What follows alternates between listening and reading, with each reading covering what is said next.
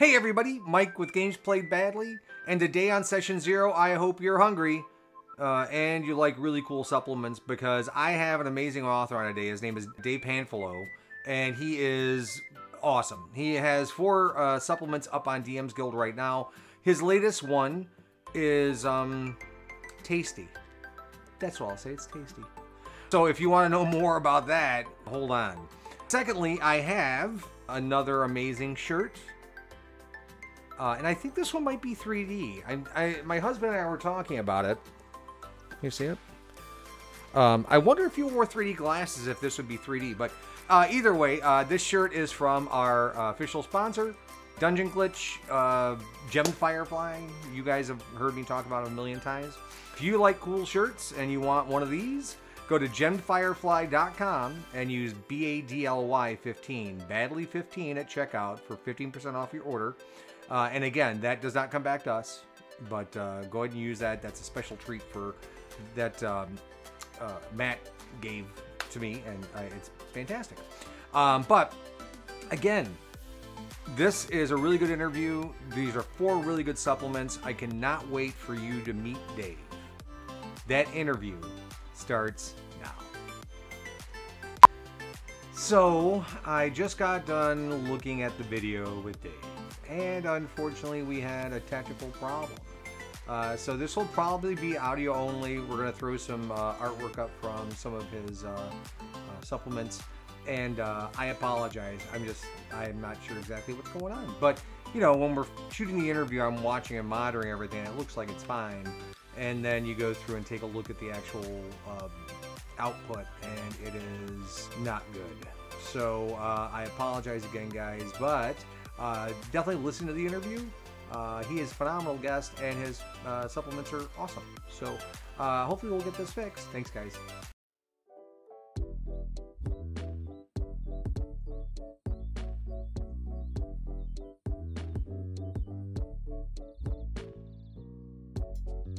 Hey, Dave, how are you?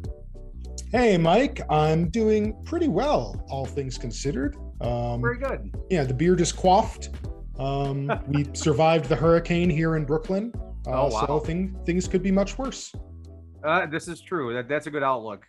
My beard is not so coiffed, but I'm working on it.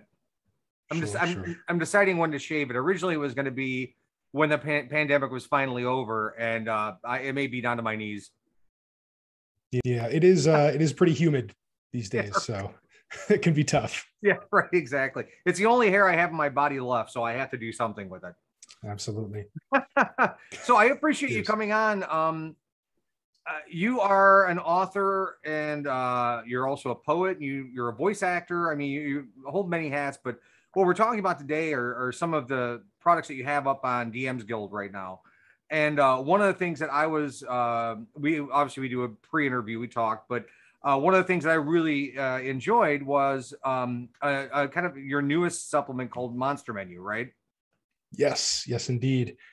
So the Monster Menu, was focused on all of the creatures in the core Monster Manual rendered into interesting, at times delectable, at times disturbing dishes for the player characters to eat, with both the promise of unique benefits and the threat of various rather upsetting downsides, depending on how well they're prepared, basically, by the party chef.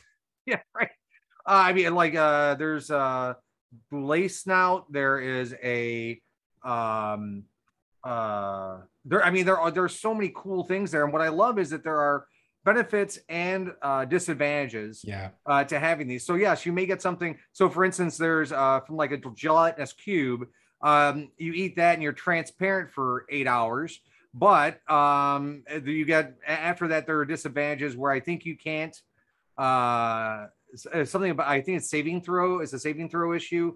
But I mean, it's just kind of cool stuff like that you read through, and immediately I fell in love with it. I thought that was such a cool idea. Yeah, the cube lets you hide in plain sight, but I think it also sort of like harms your dexterity. It's sort of like a slowing situation. That's right. Yes, that's right. And so I tried to, as best as I could with each entry, provide both like clear mechanical ups and downs, but also really appropriate flavor so that people could get into the role playing of those effects. And even if it didn't, allow them to defeat a villain or escape certain death, that those effects would at the very least be entertaining, and at most be sort of like a unique story to tell, which is, I think, what a lot of us hope to take away from a session of D&D. Oh, I agree. I mean, and what I love is it's just a jumping off point. I mean, that little blurb, and you have some good bits in there for each recipe, but that little blurb is a jumping off point for adventure. And that's something that I've sort of veered towards over time with my supplements. My original work back in 2018, Last Stand, A Worthy Death, those options only come up when a character suffers permadeath, versus Wild Magic for Every Class, which actually came out 2 years later because I had a whole other gig in between 2018 and 2020. And that supplement, my most successful one, is just full of hundreds of crazy things that can happen because it's providing a new Wild Magic surge table for every class in the game. Whereas when you get by the time you get to the monster menu, it's almost like prompts, the way that things are composed. They have, a vivid description of what the meal, sort of like what part of the monster it uses and what it tastes and looks like, so that it can give you that sensory jumping off point for role playing. And then it gives you like, the meat and potatoes, no pun intended, of the benefits and downsides. Right. Well, it's funny. I was mentioning to you earlier, but one of the characters in my adventure, played by a guy named Jeff, but it's a dwarven fighter named Ragnar, and out of his own volition decided that he wanted to go around and start collecting recipes from local NPCs. And so he's learning about spices. They're currently in Chult, so he's learning about spices and things like that. Sure. And as soon as I saw this, I was like, this is for him. I could build an entire adventure of, just kind of going out to collect, various bits to go ahead and cook. I mean, it's a really, really cool idea. And the intensity of both the benefits and the drawbacks kind of scale with the challenge rating of the monster. Oh, yeah. So some of those higher level creatures yield a meal that will be a big deal, that could actually like be a plot point in and of itself. If you eat the heart of a Balor Lord, right, on the one hand, you're now going to be able to basically hold dominion over any demons or fire creatures you meet, because you're immune to fire damage for like a week and have a fire aura, and are going to really be able to flex in that way. But you're also a living bomb. If you get reduced to 0 hit points during this time, you literally explode, maybe taking half your party with you. So it's an extremely tense sort of balance between those effects at the higher levels. And at the lower levels, there's more flavorful stuff, at least. Sure. Well, and the Balor heart, what was interesting is the way you described that it never really stops beating. And then also it's on fire. So if and when you decide to cook it and eat it, you take damage right away from it. And I love the exploding part. Actually, one of my favorites was the angel wings, because I look at that and I just kind of cringe. I was like, who would eat an angel?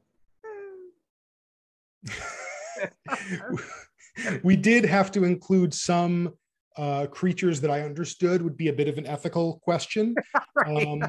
I did ultimately, and I mentioned this in the introduction, I sort of drew the line at intelligent humanoids, but there's no perfect way in a world like Dungeons and Dragons that I can say what's going to end up feeling appropriate for any individual table. Right. So, there's going to be some stuff in there like flumps.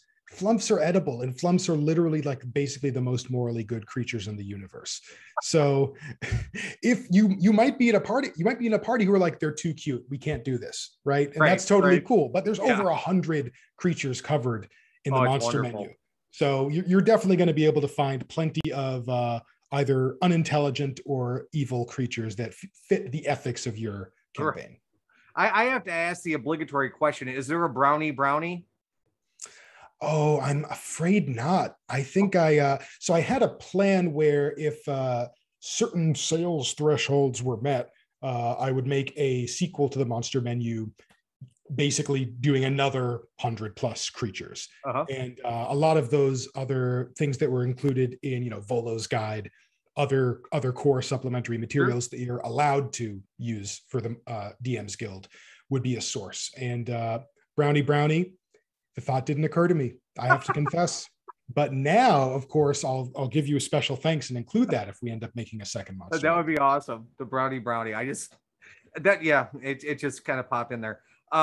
So you are creating amazing content. All of the books, I actually just went and bought all of them because there's 4 up there right now. And I absolutely, I just kind of went through little bits of them because I didn't have time to read through them in their entirety. But Last Stand is kind of an amazing. When I was a kid and we played D&D, when you died, you got to take one final swing before you went out. And that's kind of what Last Stand is, right? Yeah, I mean, I've heard of that house rule before, and indeed there have been, I think both 4e and 5e have, some version of the barbarian getting to do that. And I always felt that there should be, and I use the term epicness insurance in some of the sort of marketing copy for Last Stand. Right. And the reason for that is that it's a real gut punch for a character to go out with a whimper in D&D. Right. Most campaigns are some level of grand fantasy, and even if they're relatively gritty, people want the promise that their death will have meaning in the world. And so I basically say, okay, we're going to take things up a notch and give unique, powerful class and subclass, in some cases, specific last stands where you get hit and then you get to do something like unstoppably awesome, but with a very important asterisk, which is that death is now permanent. So you could only do this once in your career. And it basically does add a new class feature to each class. And they're fairly short entries. They're very succinct. They're all executed using, like a page or a half page of rules early on. And there's some variants in there. I include variant rules in all of my supplements because I know that it helps to have some official guidelines for when people start immediately homebrewing and hacking things at their own table, which is cool and I endorse. Last Stands, you have all sorts of ways to sort of like cheat the spell casting system if you're a caster, to, grant class features to all your surviving party members for the next 5 minutes for them to use sort of in memory of you for the rest of the fight. And the Artificer does something like that. Yeah. Oh, I mean, the Artificer has a Last Stand where they basically give their surviving party members the ability to like teleport items to one another and attune to them as a bonus action. So suddenly for the rest of the fight, if one person has a dragon slaying longsword, you can be like, relay racing that longsword from person to person throughout the combat round instead of just one person using it, right? You can do unique things. Oh my God, that's such an epic visual. Right?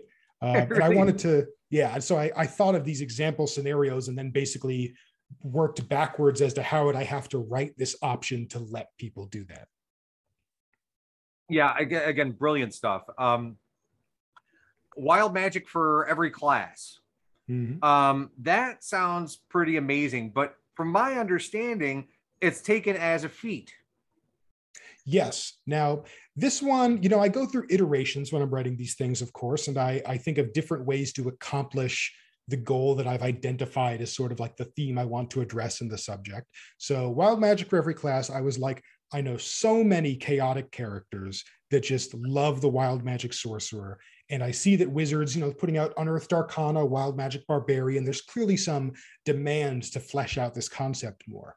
But I also don't know if it would have really felt interesting to do the same kind of subclass for everyone, because already the Wild Magic Barbarian didn't actually have the same concept. It had like 6 things you could roll, and they were basically different flavors of rage. It's very interesting mechanically, but it didn't actually give the same idea of anything could happen because it was a short list of very mechanically straightforward things, right? So I thought it sort of missed the beat a little bit. You can sense something of a theme here, right? I didn't like the chef feat in Tasha's, so I wrote the monster menu. I didn't think the Wild Magic Barbarian kind of got the point, so I wrote wild magic for every class. The reason it's a feat is so that you can splash that flavor into whatever other build you're working on and have basically that core wild magic feature of rolling on the table, getting to use it as a reroll on demand, but risking a surge when you do so, right, in order to get that point back. Right. But none of the other benefits of the wild magic sorcerer, none of its higher level features, and with unique tables tailored to every class's identity, which a lot of the other wild magic content on DM's Guild didn't really go for. There were some tables that were like, it's 1,000 things, but then it's just everything this person could ever think of that could apply to any character. Whereas I felt I could give much more specific entries if I knew what class every table would be for. Right. There's plenty of paladin specific entries about good and evil and your oath that can come out, and your unique paladin features on the paladin table. Yeah, I thought that was really cool too. I might, and it's funny because as you read through these things, I'm looking at the use case for all of them. I mean, everything that I read can be immediately used, and it as a DM, it opens up a whole other avenue of adventure and again, I always say theater of the mind. Really good visuals. I mean, this is really good stuff. Speaking of visuals, the artwork is amazing. I mean, you have some really good artists helping you. Yeah, I've been really fortunate to find artists who were, taking commissions for, an indie development scale of art, not Magic the Gathering card art rates, who were also easy to work with, who were people who could, I have a very light touch in terms of art direction. I try to give people a lot of room. I'll give them one paragraph to work off of, or just even a few bullet points. And then I really want to give them room to work. And so Matthew Dobrich was wonderful on my first two supplements, both Last Stand, A Worthy Death, and also Wild Magic for every class. He has this painterly style that I think really jumps out. I know that he lives in Australia. He started a family recently. Like I'm so happy to have just crossed paths with him on his way to whatever he ends up doing next, whether it's art or something else. But I was really grateful to work with him. And then in Might versus Magic, I actually worked with two artists, one for the cover who did a sort of comic book style. You might notice it's a little different from the others, and a different one for the interior.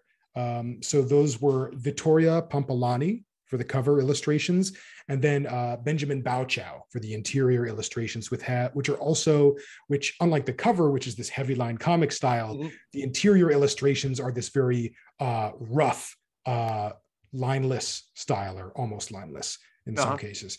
And so it's, I like those contrasts of style, and I try to pursue an artist that I think will bring something really, really eye-catching in not just a thumbnail, which is a pretty important consideration, just with the way the DM's Guild storefront works and the way search engines work, but also that will really evoke the theme that I originally based the supplement on.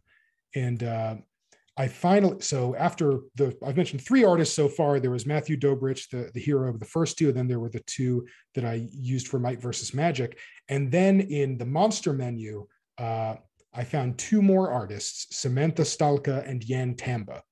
Now, this was actually Samantha's first time doing commercial artwork. She'd done plenty of commissions in this, the broader, Twitter ArtStation universe of people commissioning their characters, which is this excellent way for artists to cut their teeth and actually get paid for it, right? And realize that their work has value. But this was her first time crossing over, and she really hit it out of the park. Oh, I agree. Her first time doing something commercial. I mean, you wouldn't think that by looking at the cover. That cover was fantastic. I mean, that's what drew me in. I was looking at this amazing meal and this crazy haired woman, beautiful by the way, going to eat this weird meal and things happening. But it's a wonderful cover. It really is. May I ask, did you have the moment I was going for, where you sort of do a double take and realize that it's an illithid whose brain is about to be eaten? Yeah, I kind of looked and I was like, what? Oh, wow. That is, first of all, to try and kill one is tough enough. Then you're going to eat it? Yeah. And what I liked there is that there's like a punchline basically to the cover art, because if you see these rich colors and you click into the thumbnail and then you see, aha, the tables have turned. This time it is the mind flayer whose mind will be consumed. Yeah, right. So that's sort of the promise of the monster menu, right? Is that you're going to turn the tables on these monsters and get some zany effects out of it. Absolutely wonderful. Yeah, I mean, the artwork is fantastic in everything. And I'm always, when I talk to creators, especially creators who aren't artists themselves, so people who are writing things or designing a game. I had a game designer on, and his big thing was dealing with his artists and getting, a collaborative effort going, so that way the art represented their creations. And also finding good artists is not always easy. How do you come up with these ideas? I mean, I know that you mentioned that the monster menu is based off of a game, an old ASCII game that your dad was playing at one point, right? Yeah, absolutely. And it was also, so a friend of mine recommended a manga called Delicious in Dungeon that had, which I have not read, so I'm not trying to be a poser, but did have sort of that same vibe of like, half of going into a dungeon is all the insane things that you get to eat that you wouldn't get an opportunity to elsewhere. And I felt like, okay, this is both a good inspiration for the art and also attesting that this is a theme people are interested in, right? Mm-hmm. So that helped kickstart some of my thoughts, but ultimately, I mean, I have a background in creative writing. That's what I actually I got my degree in, like poetry and creative writing. And even though I've not gotten to use it a lot in my main career, I'm a voiceover actor, but I'm proofreading on the side. I did code tutoring for a couple years there. I have a lot of half jobs. And I thought, okay, let's just run with that mind flayer example because it's on that lovely cover we've already mentioned.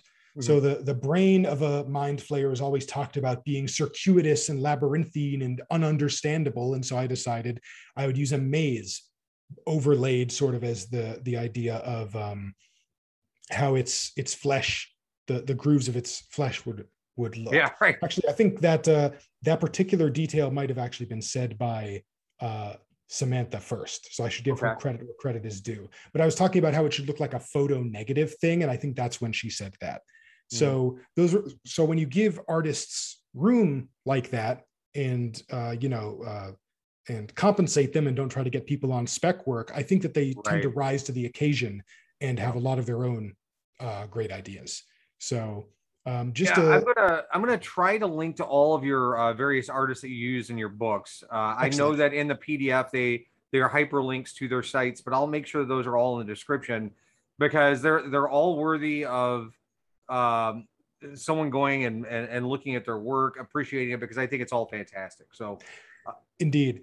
And I recommend to other creators link to your artists. It's an interactable PDF. There's no reason not to. Put anybody who you're collaborating with, link to their stuff in the work so that is now always out there as once in a blue moon, they'll get a hit from that. It's free. You should definitely do it. Yeah, absolutely. Yeah. I've already kind of been perusing. So, how long does it take you to create these supplements once you get the initial idea? Well, I am a bit of a slow writer. I also do have other jobs, so I think that affects things somewhat. Right. But typically, it'll take me a few weeks to get a first draft done. Yes, here it is. I have like the word count and time to first draft of each of my things. So Last Stand, which is the shortest one, was about 3 weeks to a first draft. Then Wild Magic, which was like medium length, was 5 weeks. And then both Might versus Magic, which is the longest, and Monster Menu, which is about the same length as Wild Magic, were each 7 weeks to a first draft. So I actually slowed down a little bit. You get to that first draft, and then you basically share it with people who you respect creatively, whoever that is for you, people who it wouldn't be asking too much of them relative to your friendship to have them look over, what's basically a big piece of technical writing at that point, right? Because the art's not in, you haven't made it look pretty in InDesign yet, and the whole thing isn't finished. So then you sort of go in and say, okay, here's why I just made an outright mistake versus here's something that maybe didn't resonate with this particular friend of mine, but maybe it only needs a little bit of zhuzhing. And I've definitely, like in Might versus Magic, which would be interesting to talk about because it's the least commercially successful and was also the most difficult to write of each of my four things. But Might versus Magic took a lot of drafting. There were entire subclasses that I wrote that I cut and replaced with a different subclass, a different concept, a whole different slew of features during the drafting process. So that was fairly arduous. But with something like the monster menu, a lot of that editing, and I know that this might be a frustrating answer for aspiring developers, it's just consistency of conveyance. It's just making sure you use the same words to mean the same thing in certain circumstances, and don't treat things as synonyms when they're not really a synonym. Because it is, I mentioned technical writing a minute ago. That is part of game design. I love writing the flavor text, but you got to make sure that you're not, in a game where people are gonna misinterpret some parts of what you write. You got to make sure that they're at least not misinterpreting things in a way that breaks it. So a lot of that iteration is realizing like, oh, a player who's a rules lawyer might interpret this part in this very strict way. Or on the other end of things, a player who's very fast and loose might think this is just a fun way to read it, but really, down the line, that actually breaks the game. Now, from the standpoint, I know you have DM's Guild stuff up there. Now, are you planning to do any Patreons or Kickstarters? Are you working on any larger projects that you're looking to get out there? So I have a couple of things in the early stages in the oven, both of which I cannot announce at this time, but would involve moving off of DM's Guild and onto basically a separate platform, because they wouldn't be using the direct Dungeons and Dragons milieu as their backdrop. There's one sort of original science fiction RPG that I've been conceptualizing that would sort of use as its villain, instead of a conventional sort of individual enemy, uses the concept of existential risk as its antagonistic force. Of course, personified through individuals, but with that as sort of like a core conceit. And another concept I have for a very sort of a more down to the devil, nitty gritty, tactical sort of Colapunk setting. But in both cases, that would involve me doing a lot of legwork, since I am still an independent developer, building up a mailing list, sort of networking on places like Reddit and EN World, the places that the full spectrum of benign grognards to sort of the new wave of folks that have grown our wonderful hobby in recent years, and seeing if I can get enough of a following to do that scale of project. And that's where folks like yourself help, just in getting my work out there that I have built as a portfolio thus far, and where I can learn a lot from my friends who are in business and marketing, and hopefully build up that list. I think I have about 200 folks right now on my mailing list, and I can say, although this does.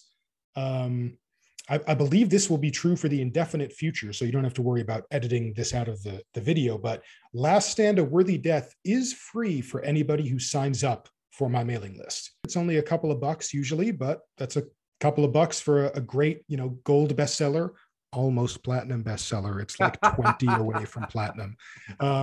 It's so close to platinum. And then I'll have 2 platinum bestsellers, which will be great. But Last Stand is free for anybody who signs up. There's a link both on the store page for Last Stand on the DM's Guild that you can copy pasta over, but I can also share the link with you, and you can put that in the comments. And the link is on my Twitter at Dave Panfilo. But that's one way that I'm reaching out, and I'm going to try to do more giveaways, which this is one of the first bundle I'm doing with you. I might also package things as a bundle on the DM's Guild. They do have a pretty good interface for doing that. So right now I'm in the build to the Kickstarter phase. It's a whole process. I mean, and that you bring up a good point, because for everybody watching, Dave has been kind enough to offer a copy of each one of his supplements to our audience. So what I'm going to do is I'm going to go and I'll post something on Twitter with more information about that. But we again, there's one supplement. There's 4 supplements, so 4 people get 1 supplement, or maybe I'll do one person gets all 4 supplements. I don't know. I'm wacky like that. That being said, I mean, I find it fascinating to talk to creators about their creative process and kind of how they again, I think the monster menu anecdote was fantastic. I mean, just kind of that type of stuff is things that a lot of times as a reader of these products, you don't understand what the inspiration was. So I appreciate you sharing that with me. I have a little wacky thing that I do with all my guests, and I ask 5 quick fire questions. All of these are kind of monster menu themed. I created these just for you. Okay. What is your favorite D&D monster?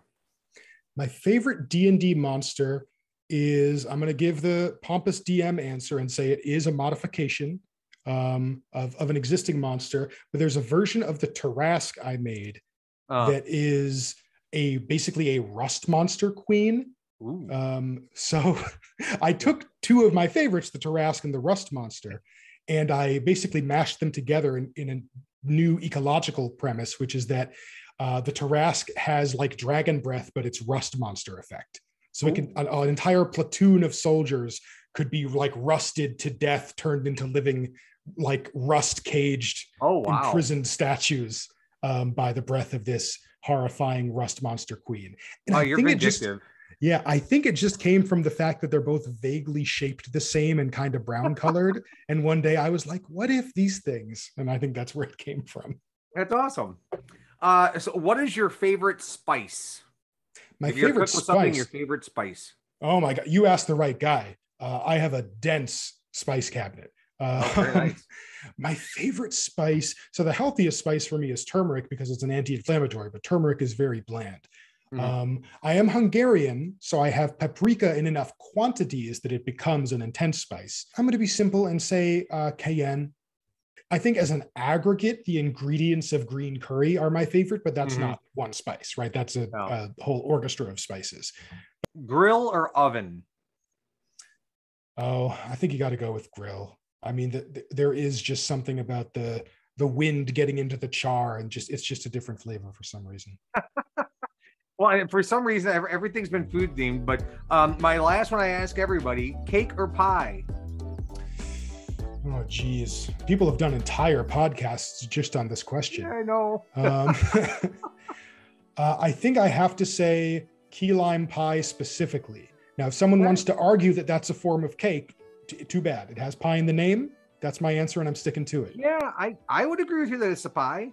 Not one of my favorites, but yeah, I think it's definitely a pie, isn't it? Huh. I think it has the crust. It has the crust. If anyone watching wants to debate this, use the comments below. That would be the most fun comment section on the internet. Believe me. Love what you're doing. I cannot wait to see what other, especially because you're talking about you may do a monster menu 2, which I think would be fantastic. It's entirely possible if right now I think it went silver a few weeks ago, so it's doing pretty well. Good. And if over the next couple months it gets keeps that traction up and accumulates some more, there would be a reason to do a sequel.